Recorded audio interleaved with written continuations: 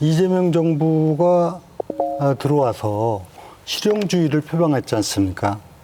그것은 대단히 좋은 방향이라고 생각합니다. 결국은 국가 이익, 국민의 행복을 위해서 일하는 거거든요. 더군다나 정권 초기이기 때문에 국민들의 기대심도 높고 그래서 유지가 되고 이렇게 하는 건 바람직한데 이제 문제는 향후 문제인데 앞으로 정말 잘해야 될 것은 대통령이 막강한 여당 의원들과 함께하고 있습니다. 권력은 부패하기 쉽고 절대 권력은 절대 부패한다는 이 만고의 진리가 있듯이 여기 부패가 꼭 뭐 어떤 금전적인 문제뿐만이 아닙니다.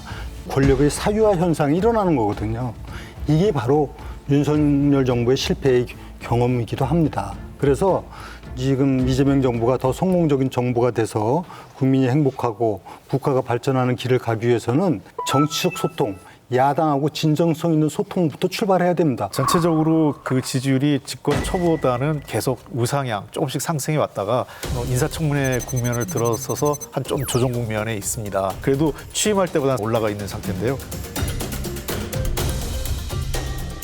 평가는 한 크게 세 가지가 있는 것 같아요. 아직 뭐 취임 2달이기 때문에 무슨 성과를 내기는 어려운데 첫 번째는 소통을 잘한다. 열심히. 그다음에 두 번째는 뭔가 일을 열심히 하려고 한다.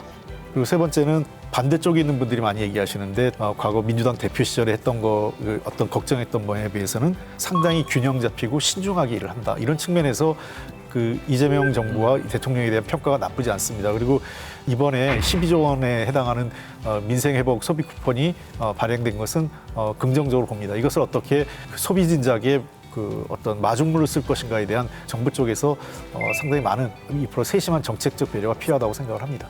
효과가 있는 것은 사실이죠. 아니 당연히 몇십 조를 풀어서 하는데 효과가 있는 거는 당연한 거 아니겠습니까?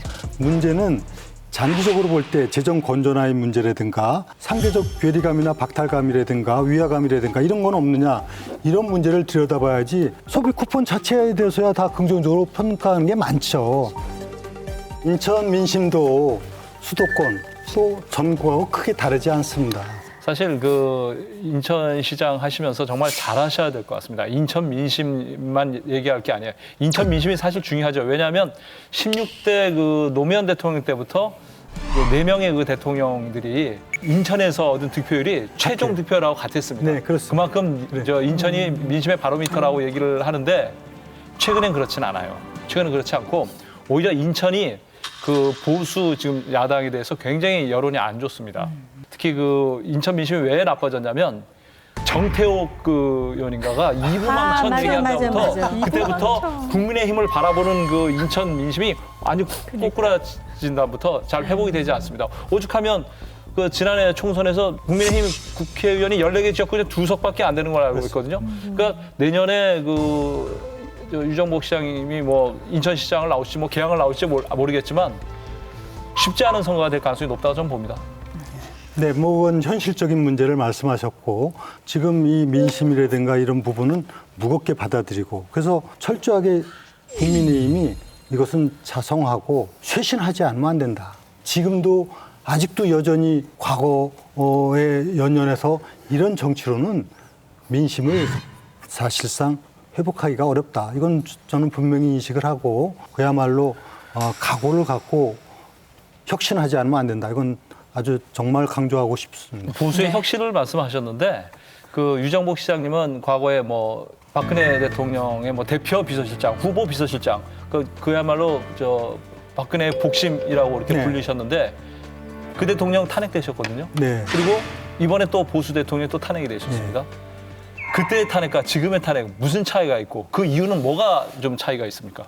네, 조금 차이는 있습니다. 사실은 박근혜 대통령 탄핵은 사실상 그 당시 언론의 폭풍과 같은 그런 분위기가 바로 박근혜 탄핵으로 이어졌습니다. 근데 사실 그 재판 결과도 많이 나오고 또 사실관계도 확인되지만은 어떻게 보면은 명확한 탄핵의 실체가 과연 무엇이냐 의문점이 생기는 부분이고 지금 윤석열 대통령 탄핵은 계엄이라고 하는 명백한 실체에 입각한 탄핵이기 때문에 출발 선상이 매우 다릅니다. 박근혜 대통령의 국정농단의 실체가 없다는 말씀이세요? 실체가 지금 윤석열 대통령처럼 계엄이라고 하는 명확한 실체는 최순실 태블릿 PC로 이루어진 각종의 의혹들이 언론을 통해서 수도 없이 쏟아져 나온 그 분위기에 의한 탄핵이 되었던 부분이 지금 이 실체가 명확한 거하고는 차이가 있는 것은 사실입니다.